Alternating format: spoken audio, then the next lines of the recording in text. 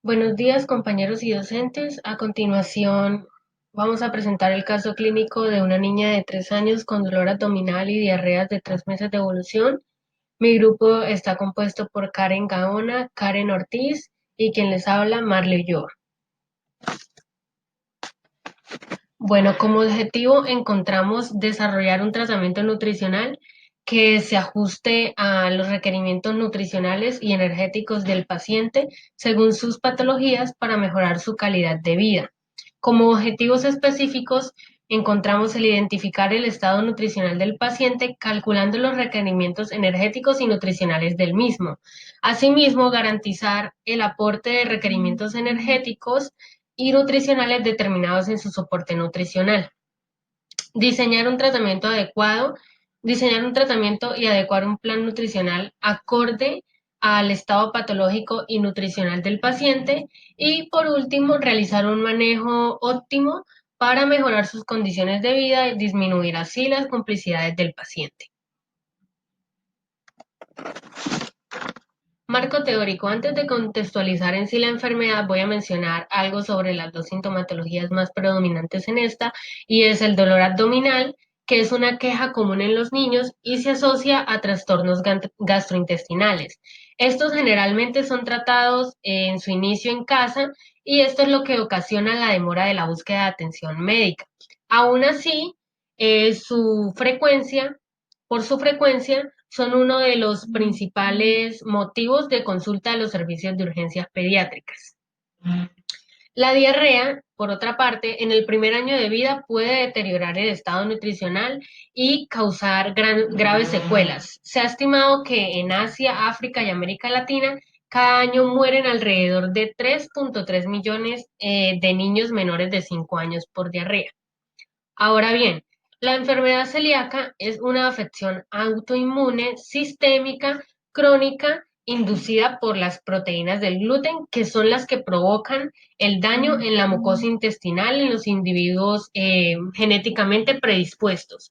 Esta patología presenta una alta prevalencia en la edad pediátrica y es una de las afecciones gastrointestinales más comunes en la actualidad, con una prevalencia de 0.5 a 2% en la población mundial. En un estudio que se realizó en la provincia de Cienfuegos, se diagnosticaron con mayor frecuencia niños menores de 5 años y se estimó una prevalencia de la afección de 6,88 por cada 10.000 habitantes. Dentro de los síntomas que más predominaron en este estudio, se encontró la diarrea en 45 pacientes para un 71,4% y seguido de la frecuencia del dolor abdominal por un 66,7%. En otro estudio realizado en un hospital chileno, en niños atendidos allí, los resultados confirmaron enfermedad celíaca y los motivos por los cuales acudieron a consulta fueron gastrointestinales con un 80% y derivación del endocrinólogo con un 45,7%. La principal presentación clínica de estos niños fue gastrointestinal con diarrea con un 71,4%. En un estudio, según un estudio realizado sobre la enfermedad celíaca de 2014 a 2019, este evidenció que la enfermedad se diagnostica con mayor frecuencia en mujeres y a edades más tempranas que en los hombres. En niños menores de 2 años predomina la enfermedad celíaca clásica, pues se da de forma más intensa en niños y niñas pequeñas. Y en niños, niñas, adolescentes o en edad adulta, la manifestación clásica de esta enfermedad puede variar desde la típica o no clásica y asintomática. En un estudio realizado por Cireruelo en el 2014, ahí presentaban niños y niñas de diferentes edades y la mayoría de ellos fueron diagnosticados con enfermedad celíaca entre los 2 y 6 años y con un 42%. Luego, a esto les continuaba con un porcentaje de 32,5% los diagnosticados desde los 2 primeros años de vida y en edades más tempranas. También se presentó de los 6 a los 15 años y con menor porcentaje la presentación clásica de 7% asintomática. La presentación clásica es más frecuente en niños y niñas en edades más tempranas y los síntomas gastrointestinales clásicos de esta manifestación son diarrea, retraso en el desarrollo, distensión abdominal y pérdida de peso. Fueron más frecuentes en los menores de 6 años, como ya mencionaba, y en los niños y niñas mayores de 6 años predominaban los asintomáticos y los síntomas no clásicos, como cuáles, como el dolor abdominal, la fatiga, la anemia ferropénica, la talla baja, la artritis, entre otras. Para complementar un poco esto, voy a contextualizarlos un poco de las tres manifestaciones de la enfermedad que mencionan aquí. Encontramos la clásica que, como ya mencionaba, y para concluir, aparece sobre todo en los niños. La no clásica, que es la sintomática, que es más frecuente en adultos y también puede llevar a los problemas de fertilidad. Y por último, la asintomática, que como su palabra lo dice, no presenta síntomas. Esta se detecta por casualidad o porque estos síntomas también son difíciles de asociarlos a la enfermedad celíaca. Etiopatogenia de la enfermedad celíaca. Bueno, teniendo en cuenta que se trata de una enfermedad multifactorial, encontramos entre estos factores ambientales, genéticos, inmunológicos y la microbiota. Entonces, en los factores ambientales encontramos que como factor desencadenante se destaca el consumo de harina de ciertos cereales. Y ya que estas harinas contienen gluten y esta fracción es como las prolaminas, son las que provocan estas lesiones intestinales en los individuos genéticamente susceptibles. Además, estas son resistentes a las enzimas intestinales. Dentro de estas cuales destacan las gliadinas del trigo, las secalinas del centeno, las ordeínas de la cebada. También, bueno, se considera que las aveninas aún no están implicadas en esta patología, pero no se recomienda su contenido por el elevado riesgo de que presente pues las trazas de trigo, cebada o centeno.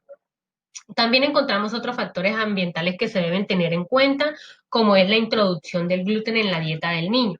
Entonces, se recomienda que este sea desde los 4 a los 12 meses para que se pueda evitar como el exceso de este en las primeras semanas.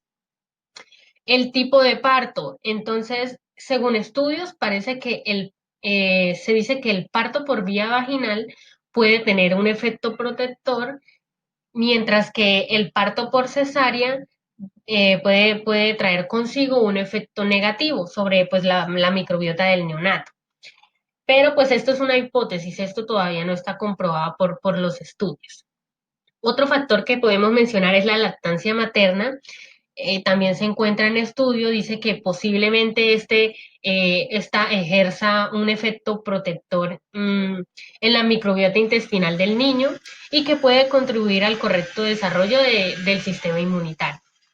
Y por último, la administración de antibióticos frente a alguna infección, ya que pues este es un factor contribuyente y puede desencadenar cambios en la microbiota del niño. Encontramos también los factores genéticos, que estos pues estos se encuentran en la mayoría de los enfermos celíacos. Se ha detectado como un defecto en los genes CMH, que son los del complejo mayor de histocompatibilidad.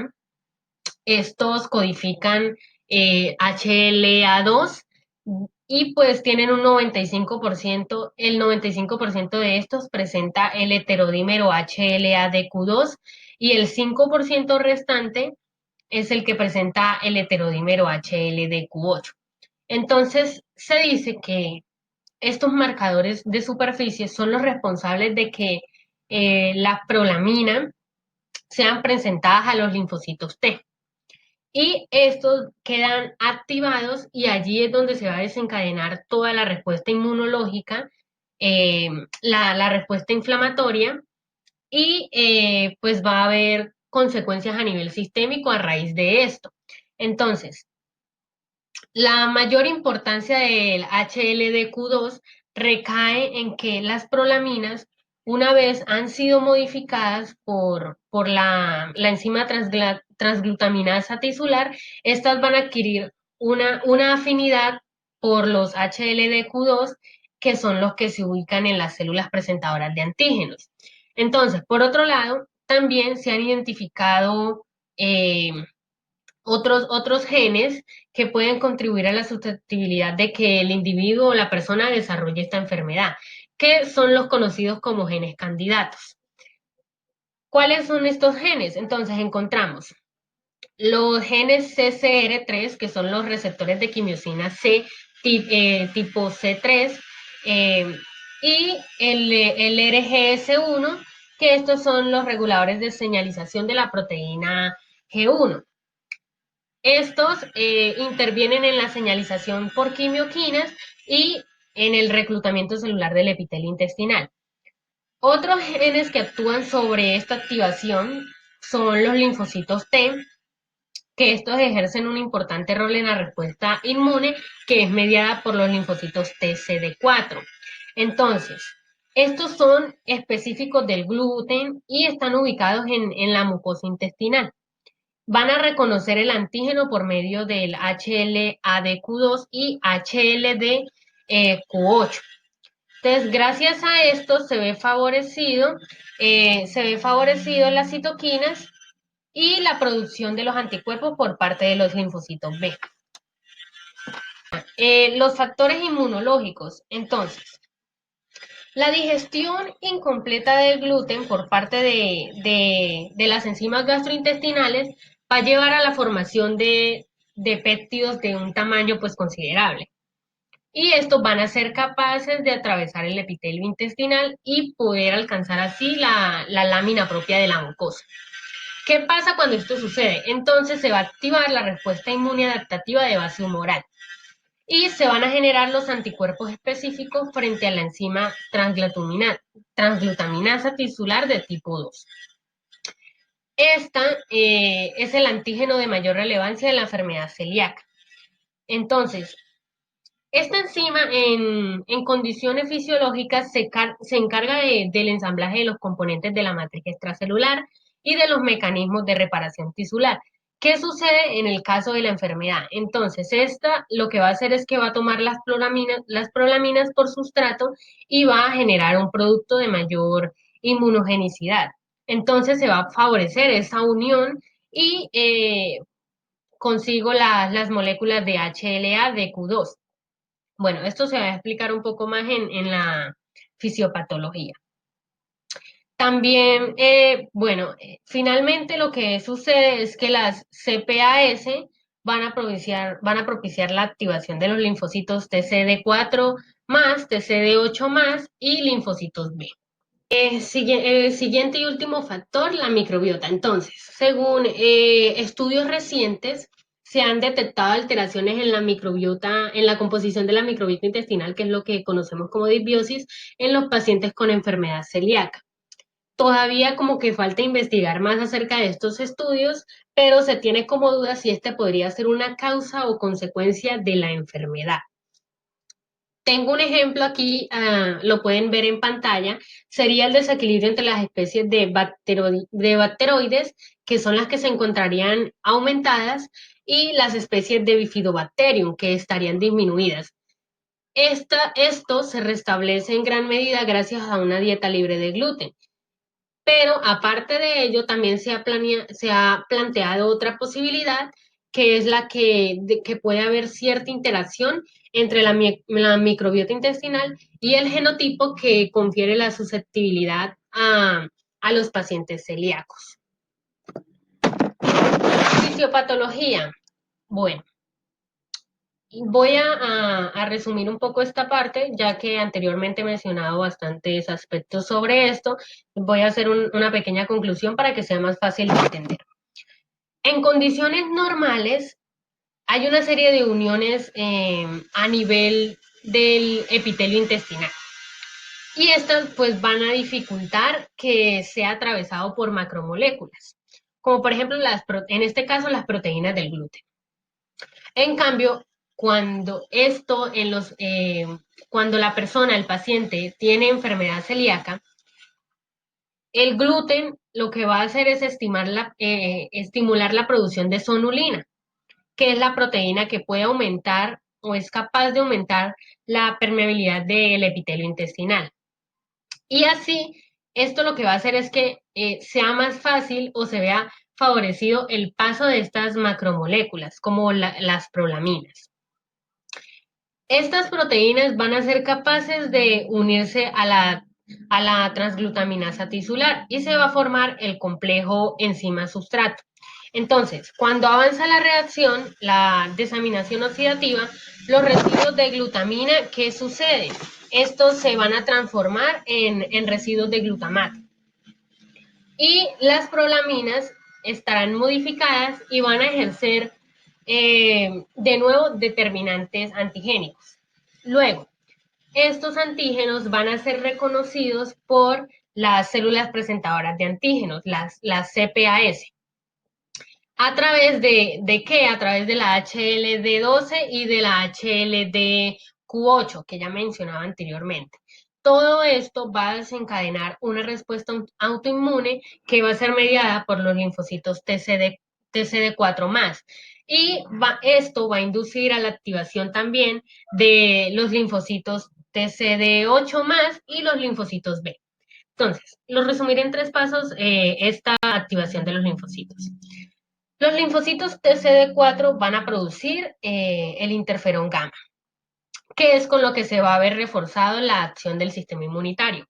Segundo, los linfocitos TCD8+ son los que van a provocar la respuesta inmune exagerada y esto es lo que va a desatar los daños a nivel de la mucosa intestinal. Entonces, ¿qué va a suceder aquí? Va a haber hiperplasia de las criptas, va a haber el deterioro de las vellosidades y pues se va a reducir la superficie intestinal y la absorción de nutrientes.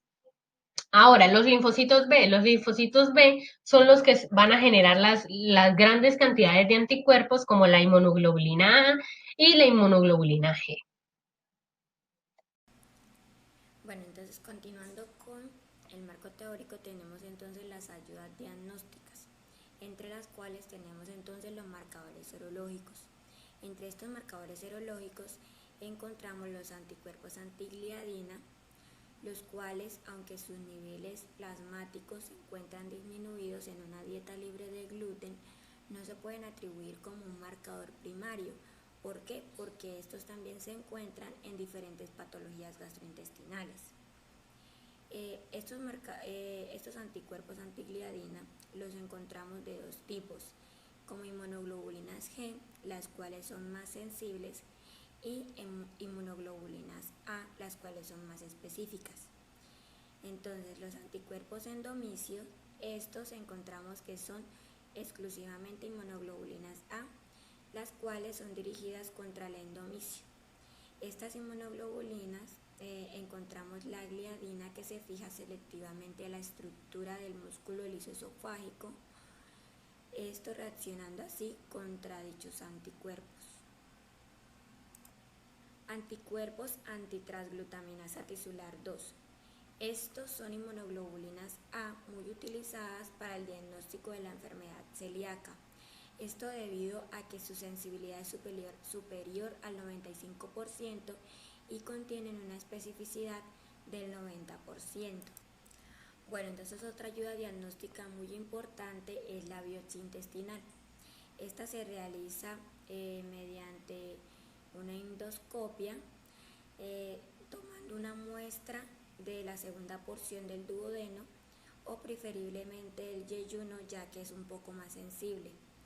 Entonces, esta prueba es obligatoria si se sospecha de enfermedad celíaca. Una recomendación muy importante es que sea cual sea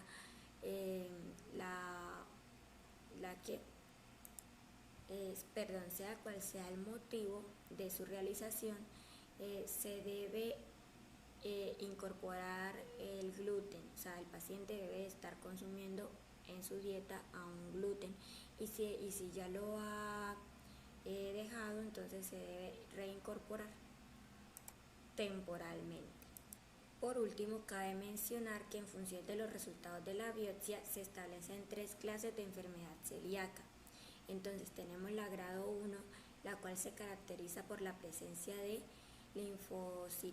linfocitosis intraepitelial, aunque las vellosidades y criptas intestinales permanecen sin cambio, siendo este el caso del 40% de pacientes con dermatitis herpetiforme, de algunos pacientes con afecciones intestinales y de individuos asintomáticos. Tenemos la grado 2, que además de linfocitosis intraepitelial, se detecta hipertrofia de las criptas intestinales, siendo este el caso de pacientes con síntomas intestinales, así como de algunos pacientes con dermatitis herpetiforme e individuos asintomáticos. Entonces, sea cual sea el caso, siempre se le mandará una dieta exclusiva. Esto porque con esto se mejora el tratamiento de la arquitectura de las criptas intestinales afectadas hasta recuperar de cierto modo la normalidad. Y por último tenemos la de grado 3, en la cual es la más grave, ya que hay un aplanamiento total de la mucosa intestinal y aparte también las criptas son muy pequeñas. También tenemos que los daños son irreversibles, es decir, que ni siquiera con una dieta libre de gluten se puede como tal mejorar. Bueno, entonces entre la siguiente ayuda diagnóstica que encontramos tenemos la prueba de provocación. Esta consiste en darle al paciente alimentos con gluten. Entre ellos entonces tenemos el pan, el cual se le da unas 4 rebanadas de pan de 2 semanas como mínimo. Entonces esto consiste en esto, ya que el paciente decide iniciar una dieta libre de gluten por su propia cuenta y se percibe una mejora sintomática. Entonces otra ayuda diagnóstica es el test de absorción de dexilosa, la cual es una pentosa que se absorbe rápidamente y de forma pasiva en el yeyuno, y esta pues se elimina en la orina sin haber sido prácticamente metabolizada.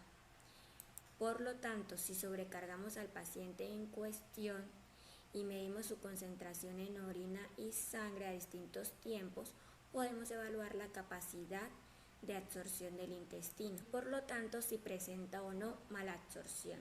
Bueno, entonces otra es la determinación de 3S triglicéridos mixtos. Deben su nombre a que son triglicéridos con ácido esteárico en las posiciones 1 y 3. Y por otro lado de ácido 3S octanoico en posición 2. Entonces lo que se hace es administrar unos 250 miligramos de dicho compuesto en la comida, de tal modo que dentro de la hidrólisis del ácido 13 octanoico y su absorción en el intestino, este se oxida en el hígado, con lo que se genera 13 dióxido de carbono eliminado por el aire expirado, y su proporción de aire expirado es igual a la cantidad de triglicérido absorbido, de tal modo que se considera normal la eliminación del 22% como mínimo de la dosis administrada durante las 6 horas posteriores. Entre otras técnicas complementarias tenemos la enteroresonancia magnética, la cápsula endoscópica, los depósitos subepiteliales de transglutaminasa tisular, tenemos la citometría de flujo de la biopsia y tenemos el test de IFN y el IPSOP y test de tetrámetros HLA-DQ 2.5. Bueno, entonces entre los criterios de hospitalización tenemos la presentación clínica de la enfermedad, formas refractarias, lesión histológica bien documentada, crisis celíaca, aplanamiento de las vellosidades, síntomas que no mejoran después de excluir la dieta sin gluten, perdón. En cuanto al tratamiento, entonces tenemos la dieta libre de gluten, la cual es primordial para el tratamiento de la enfermedad celíaca. Los enfermos con enfermedad celíaca deben adherirse a una dieta libre de gluten durante toda su vida. Esto para mejorar la calidad de la evidencia y la fuerza de la recomendación. La dieta libre de gluten es indispensable para el enfermo con enfermedad celíaca, ya que actualmente no existe ningún medicamento que evite o prevenga el daño de la mucosa intestinal ante la exposición al gluten. Por otra parte, el consumo de alimentos con menos de 20 partes por millón de gluten se considera seguro para los pacientes con enfermedad celíaca, aunque se considera que los alimentos que contienen de 20 a 100 partes por millón es una cantidad tolerable de gluten de acuerdo al Códex Alimentarius. En el caso de diagnóstico reciente, es recomendable una dieta libre de lactosa durante un tiempo variable, esto dependiendo de la tolerancia del paciente. Todo paciente con enfermedad celíaca debe ser evaluado con una nutricionista con experiencia en el manejo de la enfermedad, y en pacientes pediátricos se recomienda asegurar el consumo de acuerdo a las recomendaciones de ingesta diaria recomendada. Debido a que estos pacientes pueden cursar con osteopenia o osteoporosis, es recomendable la suplementación con calcio de acuerdo a los requerimientos diarios por edad. Esto se debe hacer mediante una dieta variada, y solo en el caso de aquellos pacientes que no sea suficiente se debe considerar la suplementación, y esta pues debe contener vitamina D y algunos minerales. El tratamiento y la vigilancia de los pacientes con enfermedad celíaca es de por vida. Aunque hay poca evidencia sobre los medios más efectivos de vigilancia, se recomienda la evaluación periódica por parte de los médicos y la nutricionista encargada. Esto pues con el objetivo de controlar la resolución de síntomas, manteniendo el crecimiento y el desarrollo del paciente. En el caso de un tratamiento sin respuesta o recaída, se debe revisar exhaustivamente el cumplimiento de las recomendaciones dietéticas y descartar la posibilidad de contaminación cruzada o ingestión inadvertida de gluten. Además del cumplimiento de una dieta sin gluten, se debe también recomendar cambios en el estilo de vida del paciente. Entonces esto se hace evitando el consumo de tabaco, alcohol, realizando ejercicio físico regular, y se recomienda también el consumo de 1500 miligramos de calcio al día. Esto ya que, como se había mencionado anteriormente, estos pacientes suelen sufrir de osteopenia y osteoporosis. La dificultad para adherirse a una dieta sin gluten ha llevado a la implementación de nuevas terapias no dietéticas. Y pues como se ha venido mencionando ya pues durante toda la exposición, una dieta exenta de gluten es vital y es la parte más importante de la terapia del paciente celíaco. Bueno, entonces dicha dieta debe ser estructurada en 3 etapas. Entonces la primera de ellas es una dieta sin gluten, sin lactosa, sacarosa y fibra. La segunda es sin gluten y con bajo aporte de lactosa, sacarosa y fibra. Y la tercera pues sin gluten. Bueno, pues acá encontramos una tablita la cual nos dice como sugerencias para evitar el consumo de alimentos que contienen gluten en forma enmascarada. Entonces pues acá encontramos lo que no se deben consumir, acá encontramos los que se deben eliminar totalmente y los de consumo libre. Entonces pues vemos que dentro de los de no consumir pues tenemos las leches malteadas o cualquier producto malteado. Pues también hay algunas salsas, aquí incluye la de tomate, la de ketchup, las cuales pues pueden estar espesadas con harina de trigo. También encontramos el maní, el ajonjolí, el coco, entre otros. Entre los que se deben eliminar totalmente tenemos pues los panes, las galletas, los dulces de harina de trigo. También tenemos las croquetas elaboradas con harina de trigo o cualquier otra preparación pues que sea con este tipo de harina. También encontramos la avena, el pan centeno y pues algunos cereales que eh, se, se expenden entre los niños. Entre los alimentos que no se, pues que son de consumo libre, perdón, pues tenemos los cereales de maíz y arroz, la papa, el ñame, la yuca, el plátano en todas sus variedades. Tenemos huevos en cualquier forma, la carne, las vísceras, las grasas, todas se pueden consumir. Tenemos también las leguminosas, también encontramos las frutas y las verduras, estas también se pueden permitir en toda forma natural y pues también elaboradas como dulces. Algunos consejos Algunos consejos de preparación de alimentos para estas personas sería disponer de un espacio que sea exclusivo para estos alimentos y evitar que una vez estén abiertos, eliminar como el contenido de estos o la etiqueta para que no hayan confusiones con los demás alimentos. También debe evitarse freír alimentos sin gluten en aceites que ya se hayan usado con anterioridad para freír alimentos que sí contienen este gluten. Asimismo, utilizar utensilios limpios para evitar contaminación en estos. Caso clínico.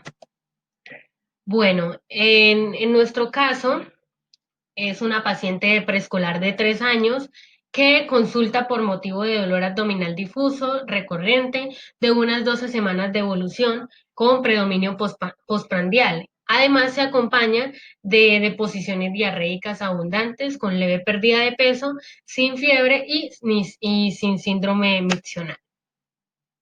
Antecedentes personales. Bueno, nuestra paciente no presenta antecedentes de relevancia y además de una introducción de la alimentación según las tablas de edad correspondientes, también presenta buena higiene. Como antecedentes personales no hay historia familiar de enfermedad inflamatoria intestinal ni intolerancias alimentarias.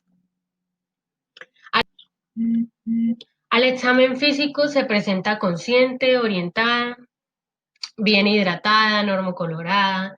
A la auscultación cardiopulmonar se presenta normal, neurológicamente normal, miembros inferiores sin edema, el abdomen blando y depresible, doloroso levemente a la palpación, eh, peristaltismo conservado. Se le realizaron diferentes exámenes de bioquímica, de heces y de hematología que a continuación se les mostrará los resultados y su correspondiente interpretación. El diagnóstico de nuestra paciente fue enfermedad celíaca, como ya mencionaba anteriormente, es un trastorno genético del sistema inmunológico y las personas con esta enfermedad no pueden consumir gluten, que es la proteína que se encuentra en los diferentes cereales, ya que esta daña a su intestino delgado. Interpretación de los exámenes. En nuestra paciente encontramos hipoglucemia, que la relacioné directamente con la enfermedad celíaca que padece el paciente. ¿Qué lo relacioné directamente con la enfermedad? Porque este es uno de los determinantes que presenta la enfermedad celíaca, además de que, bueno, estos pacientes presentan ya como mencionaba una disminución en las vellosidades y en la absorción de nutrientes, entonces podría estar relacionado también con eso, de que a raíz de esta enfermedad no pueda absorber suficiente glucosa. Uria. La uria la presenta alta, el aumento de esta puede deberse a que hay una gran cantidad de uria siendo metabolizada por el hígado o que los riñones no están funcionando correctamente. Y por ello es que el proceso para filtrar las toxinas está alterado. Aunque nuestra paciente no presenta datos que confirmen el funcionamiento erróneo o incorrecto de estos órganos. En documentos anteriores o en estudios anteriores sí se ha presentado estas alteraciones. Respecto a la creatinina, bueno, los niveles de creatinina se encuentran dentro del rango normal, pero hay que tener en cuenta que está en el límite inferior. Esto puede relacionarse con que de pronto la paciente tenga riesgo de disfunción en el riñón, aunque como ya les mencionaba, de estos órganos, pues no se especifica nada en el caso clínico. En los exámenes de urato, bilirrubina, alanina aminotransferasa, aspartato aminotransferasa y colesterol se encuentran dentro de sus rasgos normales. Los triglicéridos sí se encuentran y se encuentra una hipertrigliceridemia. Esta puede estar asociada también con la enfermedad y de la misma manera a patrones de afectación hepática. La tirotropina y el sedimento urinario se encuentran normales. El coprocultivo negativo, esto pues lo que quiere decir o se puede deducir de estos resultados es que no hay sospecha de infección bacteriana. Respecto a la detección antigénica de rotavirus, adenovirus y Yarda-Lamblien fueron negativos, es decir, no hubo presencia de microorganismos o de fragmentos de los mismos en la muestra corpuscular media, la concentración corpuscular media de hemoglobina y el ancho de distribución eritrocitaria. Estos arrojaron resultados normales. En los neutrófilos también se encontraron normal. Para los linfocitos se encontró una linfocitopenia. En los monocitos, monocitosis. Eosinófilos encontramos eosinopenia. Y para los basófilos encontramos un valor normal. Acerca de estos, pues los valores varían, no hay como una generalidad. Yo estoy buscando en otros estudios y pues algunos se encontraban normal, en otros puede que hubieran linfocitopenia o linfocitosis. Entonces no encontré algo como que fuera específico de la enfermedad con estos exámenes. También encontramos las plaquetas. Bueno, en las plaquetas los resultados arrojaron o de los resultados se puede deducir que la paciente tenía trombocitopenia, que esta puede ser por tres causas: que no se está produciendo suficientes plaquetas en la médula ósea, que las plaquetas se están destruyendo en el vaso, en el torrente sanguíneo, o que las plaquetas se están destruyendo en el vaso o en el hígado. Pero pues no se puede afirmar ninguna de estas porque, como ya les mencionaba, no tenemos en el caso clínico no se presenta algo específico de los demás órganos. En este caso, nuestra paciente no presentó datos que nos permitieran valorarla directamente, entonces hicimos una estimación de su peso y talla correspondiente pues a su edad para que nos pudiera arrojar resultados de riesgo de desnutrición aguda. Para esto utilizamos dos indicadores: peso para la talla y talla para la edad. Bueno, correspondiente a esto, realizamos su valoración.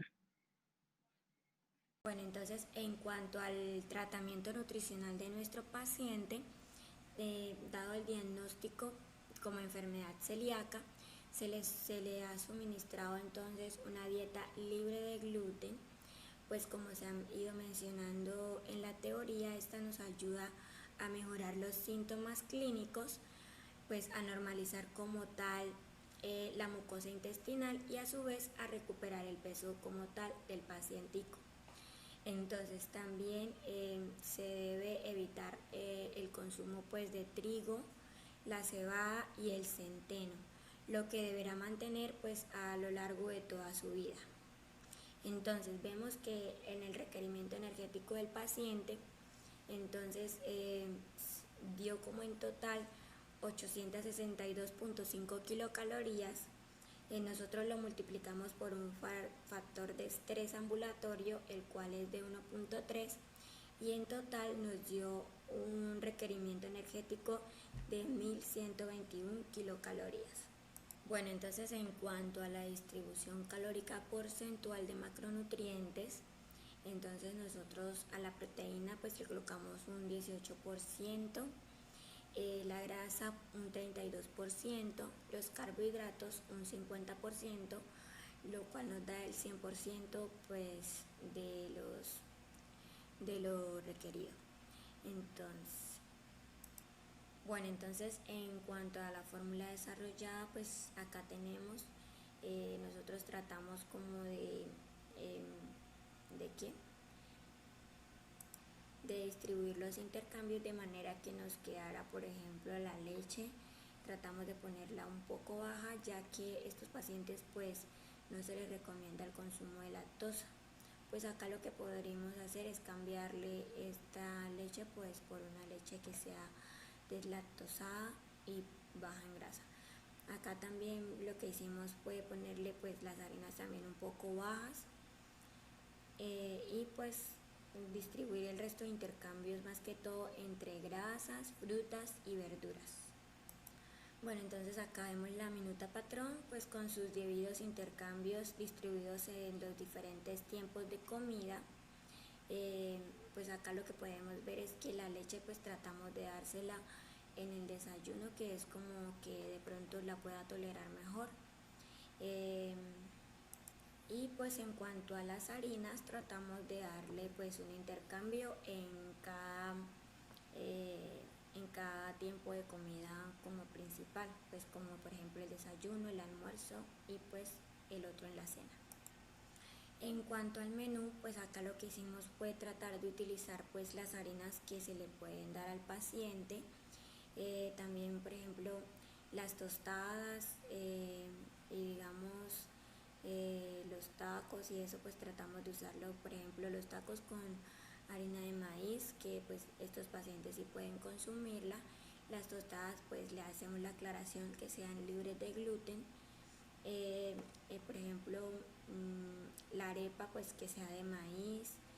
También pues tratamos de hacerle un menú que sea un poco dinámico, para que el paciente pues lo pueda consumir, pues ya que es un niño.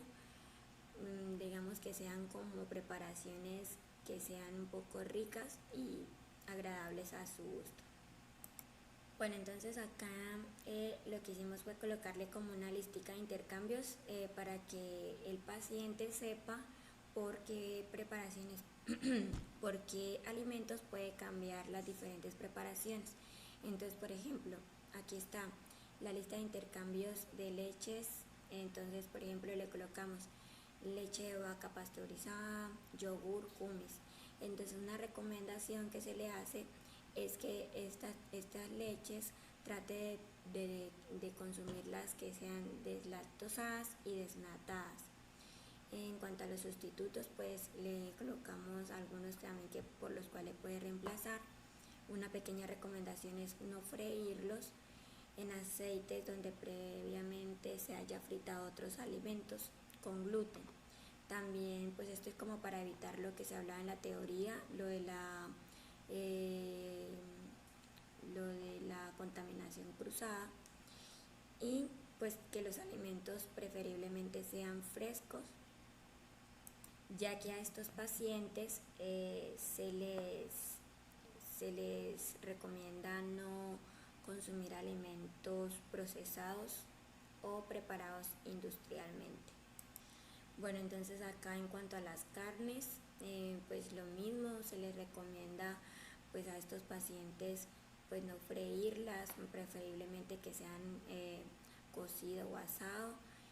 También pues otra recomendación es al pollo pues quitarle la piel. En cuanto a las harinas, estos pacientes se les recomienda lo que es el arroz, el maíz, y pues también hay algunas preparaciones en harina que pueden consumirla, por ejemplo todas aquellas galletas o preparaciones que sean de harina sin gluten.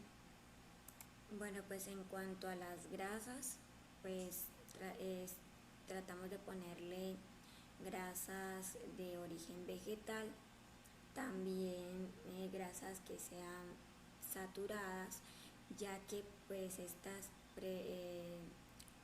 no poseen propiedades cardiovasculares, y aparte de esto son mejores para el organismo pues de dichos pacientes. Pues en cuanto a las frutas, pues si no hay así como tal ninguna restricción, pues estos pacientes pueden consumir casi todas las frutas. Lo único es que pues tratar de no sustituir las frutas por preparaciones diferentes, o sea, que sean preferiblemente comerlas frescas. Bueno, pues en cuanto a las verduras tampoco hay ninguna restricción. Lo único es que pues evitar cocinarlas a temperaturas muy elevadas y durante muy largo tiempo. Lo único, pues esto es debido a que se pierden algunos micronutrientes y pues no obstante se recomienda mejor consumirlas crudas, al horno o a la plancha. En cuanto a los azúcares, pues se recomienda un consumo muy ocasional y moderado, pues ya que este grupo de alimentos puede ocasionar la aparición de otras patologías tales como pues la diabetes y la obesidad. Recomendaciones. Entonces, se recomienda cumplir de manera estricta el plan nutricional sin cambiar la cantidad de porciones propuestas o agregando nuevas preparaciones. También el preferir el consumo de alimentos como espaguetis de arroz, harinas de maíz, blanco trillado, harinas de plátano, arroz integral y harina de arroz blanco. El leer las etiquetas también es de suma importancia, ya que el gluten también se encuentra en muchos alimentos que se preparan industrialmente. Y claramente evitar el consumo de estos alimentos con gluten. El utilizar técnicas sencillas de cocina, preferiblemente al vapor o al horno, para evitar los fritos. No utilizar la piel de pollo en preparaciones del mismo, consumir alimentos bajos en sal y evitar el consumo de alimentos con alto contenido de sodio como alimentos procesados, salchichas, salchichón, cremas instantáneas, entre otros. Consumir diariamente 5 porciones entre frutas y verduras al día y no saltar los tiempos de comidas indicados en el plan nutricional. También procurar que estos tiempos de cada comida se realicen siguiendo las medidas caseras adecuadas sin sobreestimar las porciones necesarias. Y no cabe dejar por fuera el evitar consumir los alimentos mientras se utilizan distractores. Conclusiones. En concordancia con el diagnóstico de esta enfermedad, se desarrolló un tratamiento nutricional con el suministro de una dieta libre de gluten en el que se abordaron necesidades nutricionales de la paciente. A partir del inicio de esta dieta, pues se garantiza una evolución en la condición de vida del paciente y esta nos va a ayudar a resolver los síntomas y mejorar el daño histológico en la mayoría de los casos. Mejorando pues así la diarrea y el dolor abdominal en el paciente en un plazo de días. La curación de la mucosa intestinal podría considerarse el objetivo de la terapia de la enfermedad celíaca y es importante pues documentarla, ya que se asocia a menos complicaciones de los pacientes. Bueno, esta ha sido nuestra presentación. Muchas gracias.